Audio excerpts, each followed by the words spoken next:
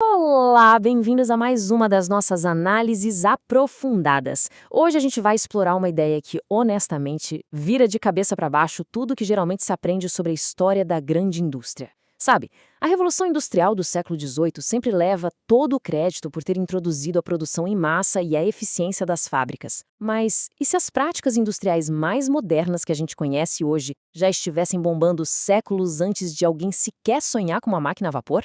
Então fica a pergunta: quem inventou a linha de montagem?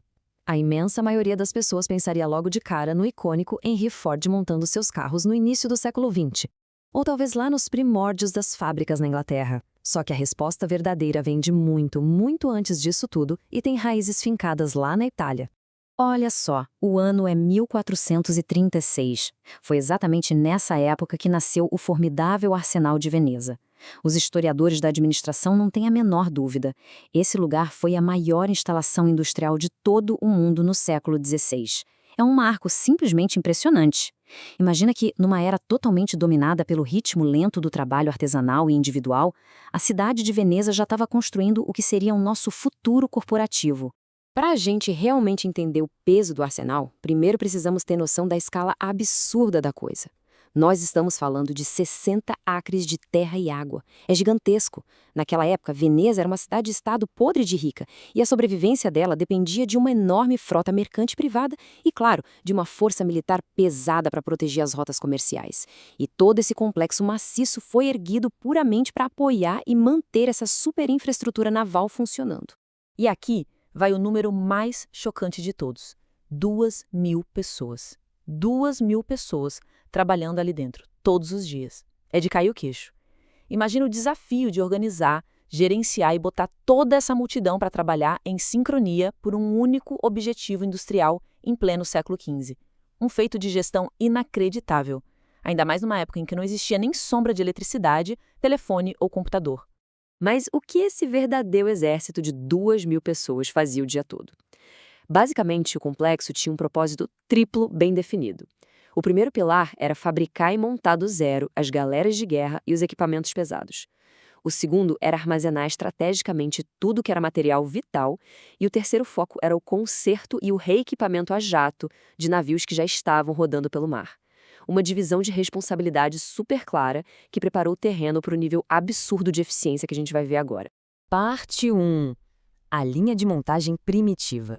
É aqui que a genialidade prática dos venezianos brilha. Pensa comigo, a lógica da construção naval desde sempre era pegar a madeira pesada, corda, armas e levar tudo nas costas até um navio que ficava ali, parado, ancorado no estaleiro.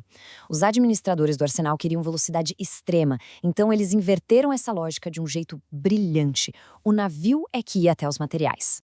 E na prática, o dia a dia fluía de um jeito espetacular, como uma coreografia espacial e logística perfeita. Primeiro, o navio cru, apenas o casco da galera, era literalmente rebocado ao longo de um canal de água contínuo. Segundo, enquanto descia por esse canal, o barco passava na frente de uma sequência enorme de janelas de vários armazéns. E terceiro, lá de dentro, os trabalhadores iam passando armas, remos e suprimentos direto para as mãos de quem estava no barco em movimento. O barco entrava vazio numa ponta e saía na outra totalmente armado para a guerra. É, sem tirar nem pôr, o mesmíssimo princípio da produção em série que revolucionaria o mundo séculos depois. Parte 2. Gerenciando o elemento humano. Aí vem a dúvida: como manter 2.000 pessoas no ritmo sem virar uma bagunça total? Eles botaram em prática regras de recursos humanos que a gente acharia super sofisticadas hoje em dia. Para começar, o horário de trabalho era controlado de forma rígida para garantir que a produção não parasse. Não tinha ponto eletrônico, claro, mas a fiscalização visual era implacável. E a segurança era pesada, com grandes portões super vigiados.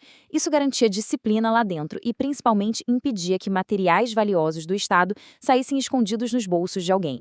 Olha, que sacada inteligente eles tiveram com os salários. Eles sabiam muito bem que trabalhos diferentes exigem incentivos diferentes. Para um trabalho complexo e minucioso, tipo esculpir um remo de guerra que não podia quebrar, a regra era o pagamento por peça, e o capataz tinha que inspecionar com lupa para aprovar a qualidade antes de liberar o dinheiro. Por outro lado, para trabalhos mais braçais e repetitivos, como pregar pesadas placas de madeira no casco, o pagamento era por diária fixa. Essa noção de diferenciar incentivos por qualidade de trabalho é algo que, vão combinar, muita empresa atual ainda sofre para entender. Parte 3. Padronização e intercambiabilidade. O grande segredo para o sucesso era este: uma linha de montagem num canal só funciona se as peças se encaixarem de primeira. E isso é o que chamamos de intercambiabilidade. Significa fabricar as partes de forma tão idêntica, mas tão idêntica, que ninguém precisa perder tempo lixando ou adaptando na hora da pressa. No arsenal, isso era levado a níveis absurdos. As cordas de um navio eram rigorosamente iguais às do outro. As flechas eram super padronizadas, então qualquer flecha do estoque servia perfeitamente em absolutamente qualquer arco da frota. Com essa padronização rígida, eles simplesmente não precisavam ter artesãos caríssimos correndo de um lado para o outro fazendo ajustes finos na hora da montagem. Parte 4. Os contadores. Com toda essa velocidade, o desperdício poderia ser monumental se não fossem os contadores. Eles sabiam que não existe eficiência sem rastreamento na ponta do lápis. Os administradores mantinham registros completos de tudo que era comprado, cronometravam o tempo de cada projeto naval e, por incrível que pareça, eles testavam vários métodos contábeis diferentes para descobrir na prática qual era o jeito mais seguro de controlar o dinheiro. E para evitar sumiço no estoque, os porteiros contavam fisicamente, uma a uma, todas as munições antes que elas saíssem do complexo militar. E no coração dessa baita engrenagem contábil existia um cargo de muito poder, os chamados avaliadores especiais. Eles eram basicamente os auditores destemidos do século XV. O papel deles era inspecionar incansavelmente toda a matéria-prima que chegava, tipo madeira bruta, para ter certeza absoluta de que o valor anotado no papel batia centavo por centavo com a qualidade do material que realmente foi entregue. E eles repetiam todo esse pente fino de qualidade para cada peça montada que saía de lá. E será que valia a pena ter essa fiscalização toda? Bom, só de criar um sistema inteligente para auditar e classificar as toras de madeira, o arsenal passou a economizar quase 2.000 ducados por ano. Gente, para a economia daquela época, isso era o equivalente a encher várias piscinas de dinheiro. Era o suficiente para construir fortunas. É a prova numérica de uma regra atemporal. A eficiência de uma grande indústria não cai do céu. Ela exige muito planejamento e uma fiscalização para lá de rigorosa. Parte 5. O mapeamento moderno. Agora, a gente vai ligar os pontos e ver como isso tudo se traduz para o nosso mundo hoje. Dá uma olhada aí. À esquerda, a técnica dos venezianos. No centro, a aplicação prática. E na direita, a prova de que nada se cria, os termos de negócios de hoje em dia. Quando os navios eram rebocados passando pelos armazéns, bom, qualquer faculdade de administração chama isso de Fordismo ou produção em série. Quando eles faziam flechas idênticas para o campo de batalha, estavam dando pontapé inicial nas peças intercambiáveis da manufatura atual. Aquela divisão esperta de pagar por peça versus pagar por diária é a mesmíssima base das nossas políticas de incentivos salariais de RH. Aquele estoque todo numerado e separado por áreas lá no século XV é o que a gente hoje chama chique de logística just in time. E por fim, os nossos avaliadores especiais eram, na lata, o setor de controle de qualidade que toda grande empresa moderna tem. O que nos traz direto para esta conclusão fortíssima registrada nas fontes pesquisadas. Vale muito a pena ouvir com atenção esta aspa. O legado do arsenal serviu como um prelúdio essencial para a sistematização da administração científica que Taylor e Fayol realizariam séculos depois.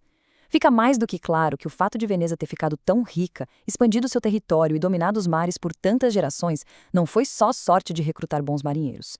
Foi um triunfo absurdo da organização das tarefas, de cortar desperdício na raiz e de uma logística completamente fora da curva para o seu tempo.